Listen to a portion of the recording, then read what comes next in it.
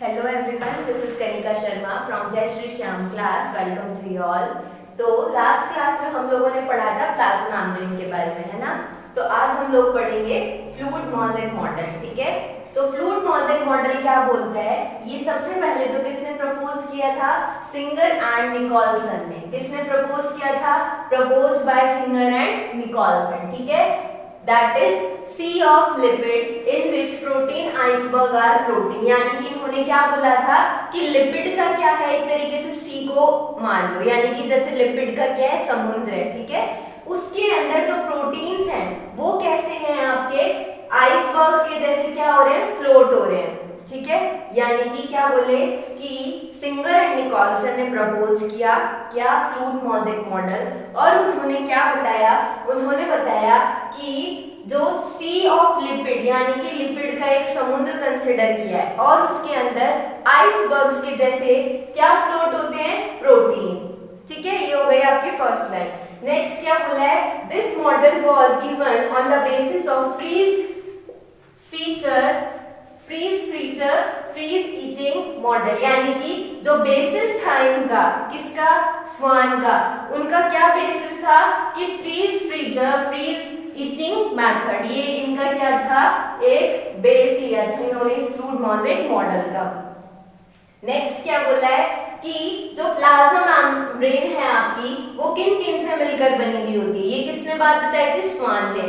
तो किन किन से मिलकर बनी है, lipid 20 to 70%, protein 20 to 70%, carbohydrate 1 to 5% और वाटर है 20%, और जो न्यूक्लिक एसिड है वो क्या होता है आपका, एब्सेंट होता है। तो यानी कि प्लाज्मा मेम्ब्रेन है, उसका जो कंपोजिशन है वो क्या है, लिपिड है वो तो 20 to 70% है, प्रोटीन है वो भी 20 to 70% है, कार्बोहाइड्रेट्स है वो 1 to 5% है, और वाटर 20% और न्यूक्लिक एसिड एब्सेंट, ठीक है। फ्लूइड मोज़ेक मॉडल थोड़ा सा इंपॉर्टेंट है, इसको अच्छे से पढ़ना, ठीक है। नेक्स्ट है प्लाज्मा मेम्ब्रेन शो रीजनरेशन। यानी कि जो प्लाज्मा मेम्ब्रेन है वो क्या शो करता है, रीजनरेशन शो करता है। क्यों, due to formation of new material in endoplasmic reticulum. क्यों शो करता है, क्योंकि न्यू मटेरियल क्या है, फॉर्म होता रहता है किसमें, एंडोप्लाज्मिक रेटिकुलम में। नेक्स्ट है आपका the lipid and protein molecules help in performing transport movement. यानी कि जो लिपिड और जो प्रोटीन मॉलिक्यूल्स हैं वो आपके क्या है, ट्रांसपोर्ट करने में हेल्प करता है। यानी कि कोई भी मॉलिक्यूल्स है उनका ट्रांसपोर्टेशन में कौन हेल्प करता है, प्रोटीन एंड लिपिड, ठीक है। तो ये हो गया आपका फ्लूइड मोज़ेक मॉडल। तो फ्लूइड मोज़ेक मॉडल में हम लोगों ने क्या पढ़ा कि किसने तो इसको प्रपोज किया, किसने किया, सिंगर एंड निकोलसन ने, ठीक है। और क्या बताया कि जैसे कि सी तो है किसका, लिपिड का, और उसके अंदर जो आइसबर्ग्स के जैसे क्या है, प्रोटीन्स है, ठीक है। और क्या बताया कि जो प्लाज्मा मेम्ब्रेन है उसका कंपोजिशन है किन किन से, लिपिड है 20 to 70%, प्रोटीन है वो भी 20 to 70%, and carbohydrate 1 to 5%, and water 20%, और न्यूक्लिक एसिड वो क्या होता है आपका, एब्सेंट होता है, ठीक है। ये हो गया। अब नेक्स्ट हम लोग हेडिंग पढ़ेंगे सेल वॉल। क्या पढ़ेंगे, सेल वॉल। तो हेडिंग डालो सेल वॉल। तो देखो सेल वॉल क्या होता है, सेल वॉल एक नॉन लिविंग रिजिड स्ट्रक्चर होती है। क्या होती है, cell wall non living rigid structure होती है, ठीक है। और जो सेल वॉल होती है वो किसकी कवरिंग होती है, प्लाज्मा मेम्ब्रेन की। यानी कि प्लाज्मा मेम्ब्रेन के जो अपर साइड में जो लेयर मिलेगी वो क्या होगी, आपकी सेल वॉल होगी, ठीक है। और सेल वॉल तो कैसी स्ट्रक्चर है, ये non living and rigid structure है। कैसी स्ट्रक्चर है, non living and rigid structure, ठीक है। और क्या है सेल वॉल, कि भाई जो सेल वॉल है वो किसकी आउटर कवरिंग है, प्लाज्मा मेम्ब्रेन की, outer covering of plasma membrane. ठीक है, ये हो गई आपकी सेल वॉल। अब देखो जो सेल वॉल है उसका मैंने फंक्शन आपको क्या बताया था। सेल वॉल का फंक्शन ये बताया था लास्ट टू लास्ट क्लास में। क्या बताया था कि कोई भी सेल है उसको क्या प्रोवाइड करता है, शेप प्रोवाइड करता है। कौन? Cell wall. पर शेप के साथ साथ ये हमें प्रोटेक्शन भी करता है, यानी कि जो हमारा प्लाज्मा मेम्ब्रेन है या जो अंदर सेल का जो भी मटेरियल है, तो ये क्या करता है, प्रोटेक्ट भी करता है आउटर एनवायरनमेंट से। कौन? Cell wall. यानी कि सेल वॉल का क्या काम है, प्रोटेक्शन का भी काम है। ठीक है, और क्या है, ये सेल टू सेल इंटरेक्शन रहता है, जिससे कि जो अनडिजायरेबल मॉलिक्यूल है वो सेल के अंदर इनसाइड मूव ना कर पाए। ये किसका काम है? आपका सेल वॉल का। ठीक है, तो सेल वॉल का फंक्शन क्या है? फर्स्ट तो फंक्शन है it gives shape to the cell. ठीक है, और क्या फंक्शन है? Protect cell from outside. और क्या है? सेल टू सेल इंटरेक्शन होता है। क्या होता है? Cell to cell interaction, due to which undesirable molecules, कौन से? Undesirable molecules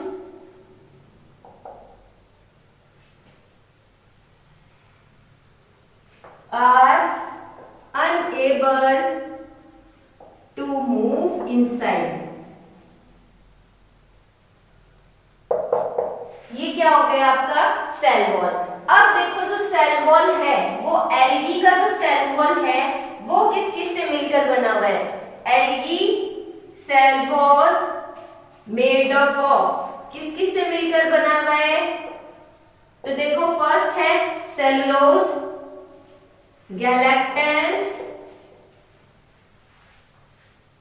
mannans and minerals like calcium carbonate। ये क्या है? एल्गी का सेल वॉल है, वो किस किस से फॉर्म होता है। ठीक है, ये हो गया। अब जो अदर प्लांट्स है उनका किससे फॉर्म होता है? एल्गी का तो ये है cellulose, गैलेक्टेंस, mannans and minerals like calcium carbonate. ठीक है, और अगर अदर प्लांट्स की बात आ जाए तो किससे फॉर्म होता है? Cellulose, hemicellulose, pectins and proteins. किस किस से फॉर्म होता है? लिखो other, while other plants have cell wall made up of, while other plants have cell wall made up of cellulose, hemicellulose, pectin and protein। ये क्या है आपका? अदर प्लांट्स की जो सेल वॉल है वो किस किस से फॉर्म होती है। ठीक है, ये हो गया। अब हम लोग नेक्स्ट क्या बात करेंगे? नेक्स्ट है एक आपका नाम है मिडल लैमेला। क्या है? Middle lamella. तो देखो जो मिडल लैमेला है वो क्या होता है? मिडल लैमेला का कैल्शियम कार्बोनेट से मिलकर बना है। किससे बना है? Made up of calcium carbonate. किससे मिलकर बना हुआ है? Made up of calcium carbonate. जो क्या काम करता है? Which glues the different neighbouring cells together. यानी कि जो क्या काम करता है? जो भी नेबरिंग सेल्स हैं उनको क्या करते हैं? एक साथ जोड़ने का काम। किसका काम है? मिडल लैमेला का। और जो मिडल लैमेला और जो सेल वॉल है, यानी कि middle lamella and cell wall are traversed by plasmodesmata. ठीक है, क्या बोली मैं कि सेल वॉल एंड आपका जो मिडल लैमेला है आर ट्रांसवर्स बाय प्लाज्मोडेस्माटा, यानी कि जो मिडल लैमेला है और जो सेल वॉल है वो किससे ट्रांसवर्स रहते हैं, प्लाज्मोडेस्माटा से। किससे, प्लाज्मोडेस्माटा से, ठीक है ना। अब बात करें, ये तो हो गई आपकी सेल वॉल, यानी कि सेल वॉल के बारे में हम लोगों ने क्या पढ़ा कि जो एल्गी की सेल वॉल है वो किससे मेडअप है, बताओ किससे मेडअप है। जो एल्गी का जो सेल वॉल था सेलुलोज, बताओ किस किस से था, अदर प्लांट्स का तो किससे है, cellulose, hemicellulose, pectins and proteins, ठीक है। और जो एल्गी का बताया था वो किससे था, बताओ, glucose, गैलेक्टेंस, mannans and minerals like calcium carbonate, है ना। मिडल लैमेला वो किससे फॉर्म है आपका, कैल्शियम कार्बोनेट से। ये क्या काम करता है, व्हिच होल्ड्स और glues the different neighbouring cells together, ठीक है। और क्या था कि जो सेल वॉल है वो किसकी आउटर कवरिंग है, प्लाज्मा मेम्ब्रेन की। जो सेल वॉल है वो सिर्फ और सिर्फ आपका शेप ही नहीं देता है किसी भी सेल को, और क्या काम करता है, it is cell to cell interaction and, और क्या करता है, and prevents undesirable macromolecules to come inside the cell, ठीक है। और क्या काम करता है जो सेल वॉल है, और क्या काम है इसका कि प्रोटेक्ट करता है कोई भी आउटर एनवायरनमेंट में। आउटर एनवायरनमेंट से कोई भी सेल में क्या है, सडन कुछ भी चेंज होने से कौन बचाता है, सेल वॉल बचाता है, ठीक है। तो ये हो गया आपका सेल वॉल के बारे में। अब जो सेल वॉल है वो एनिमल में मिलेगा क्या, एनिमल में नहीं मिलेगा। ये ध्यान रखना कि जो आपका सेल वॉल है वो कहाँ मिलेगा, सिर्फ और सिर्फ फाउंड इन प्लांट्स। अगर ये आ जाए ना कि cell wall found in animals तो वो टोटली रॉन्ग हो जाएगा, ठीक है। सेल वॉल है वो किस में मिलता है, आपके प्लांट्स में मिलता है, ठीक है। ये हो गया। अब हम लोग नेक्स्ट पढ़ेंगे एंडोमेम्ब्रेन सिस्टम। क्या पढ़ेंगे, एंडोमेम्ब्रेन सिस्टम। तो हेडिंग डालो एंडोमेम्ब्रेन सिस्टम। तो देखो इस एंडोमेम्ब्रेन सिस्टम में हम लोग क्या पढ़ेंगे कि जो मेम्ब्रेनस ऑर्गेनेल्स होते हैं, कौन से ऑर्गेनेल्स बोली मैं, मेम्ब्रेनस ऑर्गेनेल्स। मेम्ब्रेनस ऑर्गेनेल्स जो होते हैं वो डिफरेंट डिफरेंट फंक्शन करते हैं, यानी कि जैसे माइटोकॉन्ड्रिया है उसका अलग फंक्शन है, क्लोरोप्लास्ट है उसका अलग फंक्शन है, एंडोप्लाज्मिक रेटिकुलम है उसका अलग फंक्शन है। पर क्या है, एंडोमेम्ब्रेन सिस्टम यानी कि कुछ जो ऑर्गेनेल्स होते हैं जैसे कि गोल्जी बॉडी हुआ आपका, गोल्जी एपरेटस, या एंडोप्लाज्मिक रेटिकुलम हुआ, या लाइसोसोम हुआ, या वैक्यूल्स हुआ, इनके जो फंक्शंस होते हैं वो कोऑर्डिनेटेड रहते हैं, यानी कि एक के बाद एक, यानी कोऑर्डिनेटेड रहते हैं, ठीक है। इसलिए ही इनको एंडोमेम्ब्रेन ऑर्गेनेल्स बोलते हैं। यानी कि एंडोमेम्ब्रेन सिस्टम में कौन कौन से आपके ऑर्गेनेल्स इन्वॉल्व है, first endoplasmic reticulum, Golgi apparatus and lysosomes and vacuoles, ठीक है। तो एंडोमेम्ब्रेन सिस्टम हेडिंग डालो एंडोमेम्ब्रेन सिस्टम।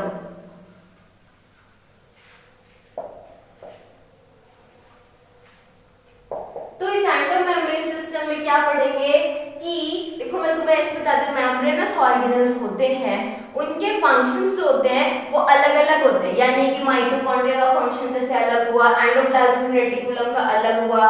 पर क्या है, कुछ ऑर्गेनेल्स यहाँ पे जो फंक्शन कर रहे हैं वो कैसा कर रहे हैं, कोऑर्डिनेटेड कर रहे हैं, ठीक है। और जब फंक्शन कोऑर्डिनेटेड कर रहे हैं तो इसका मतलब वो किस में इन्वॉल्व हो गए, आपके एंडोमेम्ब्रेन सिस्टम में, ठीक है।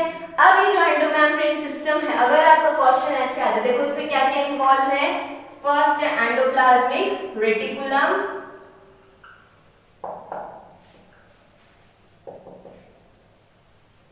दूसरा क्या इन्वॉल्व है, गोल्जी एपरेटस, तीसरा क्या इन्वॉल्व है, लाइसोसोम्स,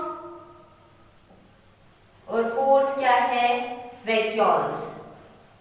तो देखो अगर इन चार के अलावा आपको सपोज ये बोल दे mitochondria is included in endomembrane system, तो वो टोटली रॉन्ग है। क्लोरोप्लास्ट नहीं। तो यानी कि एंडोमेम्ब्रेन ऑर्गेनेल्स हैं इनके अलावा और कोई भी एंडोमेम्ब्रेन सिस्टम में इंक्लूड नहीं होगा। तो अगर आपको बोल दे कि endoplasmic reticulum is an endomembrane system तो इट इज ट्रू। अगर ये बोल दे कि एंडोमेम्ब्रेन सिस्टम में गोल्गी एपरेटस है, ये भी सही है। ये बोल दे लाइसोसोम है वो एंडोमेम्ब्रेन सिस्टम है, सही बात है। वैक्यूल्स एंडोमेम्ब्रेन सिस्टम है, यानी कि ये चारों क्या है आपके एंडोमेम्ब्रेन सिस्टम में आएंगे। ठीक है, कोई प्रॉब्लम? ये हो गया। अब हम लोग एक एक करके इसको पढ़ेंगे, जैसे कि एंडोप्लाज्मिक रेटिकुलम है। तो एंडोप्लाज्मिक रेटिकुलम के बारे में हम क्या जानते हैं, यानी कि एंडोप्लाज्मिक रेटिकुलम क्या होता है। देखो, एंडोप्लाज्मिक रेटिकुलम की डिस्कवरी कब हुई थी? एंडोप्लाज्मिक रेटिकुलम जब साइंटिस्ट हैं वो क्या कर रहे थे, यूकैरियोट्स की स्टडी कर रहे थे। किसकी स्टडी कर रहे थे? यूकैरियोट्स की। तो जब यूकैरियोटिक सेल्स की डिस्कवरी कर रहे थे तो टिनी ट्यूबुलर लाइक स्ट्रक्चर या ये बोल दो नेटवर्क लाइक स्ट्रक्चर वो साइटोप्लाज्म में प्रेजेंट थी। ठीक है, और जो साइटोप्लाज्म में जो नेटवर्क लाइक स्ट्रक्चर है या टिनी ट्यूबुलर लाइक स्ट्रक्चर प्रेजेंट थी उसी को हम क्या बोलते हैं? Endoplasmic reticulum. ठीक है, अब ये जो एंडोप्लाज्मिक रेटिकुलम है वो दो, यानी कि ऐसे बोल सकते हो कि जो एंडोप्लाज्मिक रेटिकुलम है वो टू पार्ट्स में डिवाइड है, यानी कि ल्यूमिनल एंड एक्स्ट्रा ल्यूमिनल, यानी कि जो इसका जो भी इसका डिस्कवर्ड था उसने एंडोप्लाज्मिक रेटिकुलम को टू पार्ट्स में डिवाइड किया। कौन कौन सा? Luminal and extra luminal. अब देखो जो एंडोप्लाज्मिक रेटिकुलम है इसमें दो टाइप्स होते हैं। कौन कौन से? RER which is called rough endoplasmic reticulum। दूसरा क्या है? SER यानी कि स्मूथ एंडोप्लाज्मिक रेटिकुलम। ठीक है, अब ये जो रफ एंडोप्लाज्मिक रेटिकुलम है इसका मतलब क्या है कि सरफेस कैसा है? रफ है। और वो रफ कब है? Due to the presence of ribosomes, due to the presence of ribosomes. इसलिए क्या है कि जो रफ एंडोप्लाज्मिक रेटिकुलम उसका सरफेस कैसा है? रफ है। और ये कैसा हो जाएगा कि कॉन्टिन्यूअस है और एक्सटेंसिव होता है। क्या? रफ एंडोप्लाज्मिक रेटिकुलम है as compare to smooth endoplasmic reticulum are extensive and continuous. कौन? Rough endoplasmic reticulum. ठीक है, अब नेक्स्ट हम लोग बात करेंगे आपकी स्मूथ एंडोप्लाज्म। अच्छा, रफ एंडोप्लाज्मिक रेटिकुलम में जो राइबोसोम्स हैं उनका क्या काम है? उन राइबोसोम्स का काम है सिंथेसिस ऑफ प्रोटीन्स। क्या काम है? प्रोटीन का सिंथेसिस करना। ठीक है, तो यानी कि जब अगर ऐसे बोल दे कि प्रोटीन का जो सिंथेसिस है वो कौन सा एंडोप्लाज्मिक रेटिकुलम करता है? स्मूथ की रफ? तो कौन सा एंडोप्लाज्मिक रेटिकुलम करता है? रफ करता है। ठीक है, किसका सिंथेसिस? जो राइबोसोम है वो किसका सिंथेसिस करेगा? प्रोटीन का। ठीक है, अब बात करें स्मूथ एंडोप्लाज्मिक रेटिकुलम। तो स्मूथ एंडोप्लाज्मिक रेटिकुलम जो है वो क्या करेगा? Synthesis of lipid. किसका सिंथेसिस करेगा? Synthesis of lipid. अब देखो लिपिड का जो सिंथेसिस है वो हमारा स्मूथ एंडोप्लाज्मिक रेटिकुलम करेगा। अगर एनिमल्स में ऐसे बोल दे कि लिपिड लाइक स्ट्रक्चर फॉर्म होती है तो वो किसकी वजह से? स्टेरॉयडल एंड लिपिड्स किससे फॉर्म होती है? आपके स्मूथ एंडोप्लाज्मिक रेटिकुलम से। ठीक है, और इसकी जो सरफेस है वो कैसी होती है? आपकी स्मूथ होती है। कैसी सरफेस होती है इसकी? स्मूथ। ये स्मूथ सरफेस क्यों होती है? क्योंकि इसके ऊपर राइबोसोम्स प्रेजेंट नहीं है ना। तो यानी कि आपका स्मूथ एंडोप्लाज्मिक रेटिकुलम है इसका तो फंक्शन क्या हो गया? Synthesis of lipid and steroidal. ठीक है, अब ये रफ एंडोप्लाज्मिक रेटिकुलम की बात करें तो इसका क्या काम है? Synthesis of protein. ठीक है, due to the presence of ribosomes. ठीक है, ये हो गया। अब नेक्स्ट हम लोग बात करेंगे लाइसोसोम्स की। किसकी? गोल्जी एपरेटस है वो नेक्स्ट क्लास में पढ़ लेंगे। नेक्स्ट है आपका लाइसोसोम। क्या है? लाइसोसोम। तो इस लाइसोसोम में हम लोग क्या पढ़ेंगे कि ये जो लाइसोसोम है वो कैसी स्ट्रक्चर है? आपका मेम्ब्रेन बाउंड वेसिकुलर स्ट्रक्चर है। कैसी स्ट्रक्चर है? Membrane bound vesicular structure. तो लिखो मेम्ब्रेन बाउंड वेसिकुलर स्ट्रक्चर।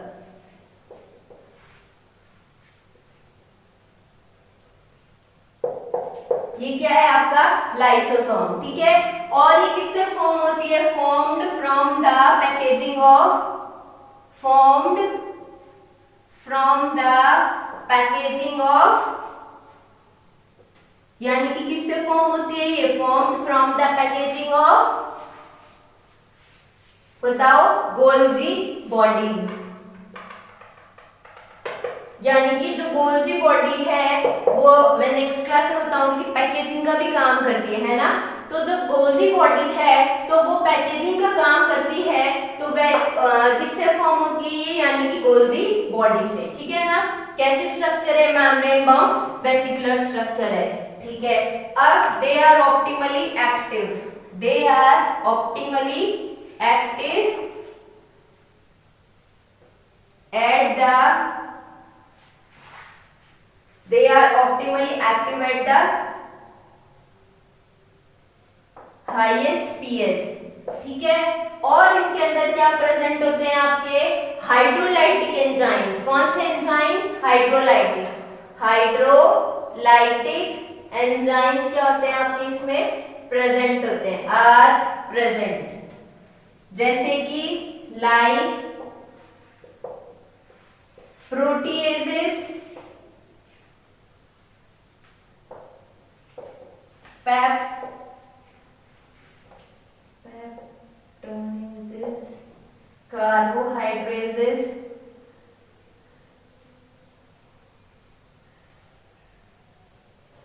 ये सब क्या है, इसके अंदर हाइड्रोलाइटिक एंजाइम्स प्रेजेंट होते हैं। विच डाइजेस्ट द, जो हाइड्रोलाइटिक एंजाइम किसका डाइजेस्ट करेंगे, which digest the